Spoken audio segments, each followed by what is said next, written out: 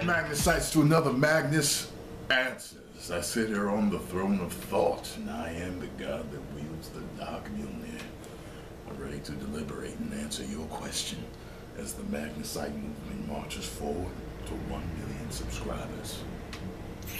Now, this one comes to me from, actually I'm not going to say it yet, just to make sure, because I haven't read it all, just in case he wants to remain anonymous. It says, Magnus, I've known these two women for a very long time, and I find myself attracted to them not just physically, but emotionally. I know if I pick one, then I may mess it up with the other. I do not want to choose, and not the other because I'd feel like I'd be cheating. Have you ever had this? Is there any way to choose and keep the other in my life? I'm 17. Maybe it's because I'm young, but I always fall for the complex girls. Alright, I'm going to tell you how to solve this problem, alright? Let me see here if I can get a piece of note paper. Hold on one second.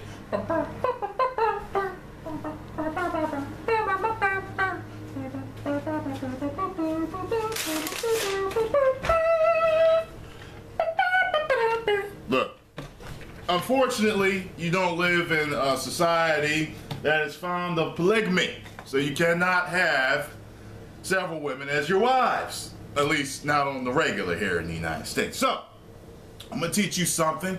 This is a decision-making technique that the great Ben Franklin himself used to make certain hard decisions, all right? This is also called the Ben Franklin close. It can be used in sales to close a customer on what decision to make. But when you're closing yourself, you're going to get a sheet of paper, and you're going to draw a T on it, or a crucifix, however way your mind sees it, okay? See that? Oh yeah, there it is. Okay, now, you want to put Jennifer, alright, and Caitlin, alright, Caitlin, one on each side. You see that? Okay, now, you damn right you're probably in this situation because you're younger, but grown men get into this too because they start dating multiple women. I got into it myself, and I didn't use this close on myself to help me with the decision. I just went with who I fell for more. There was one that I liked more than the other. That's how I did it. Both of them didn't fucking work out in the end, but that don't matter. But that's how I made the decision. If I were dating multiple women at this time in my life, though, I would do this. And what you're going to do is on Jennifer's side, you're going to write down all the things you love about Jennifer, the reasons why you want to be with Jennifer. And then you're going to go to Caitlin, and you're going to put down all the reasons why you want to be with Caitlin. And guess what? Whichever one has the most pros, you're going to go with. Now, if you want to, you could go to the back and do the same thing with cons, okay? So you can put all the pros and all the cons for both of them.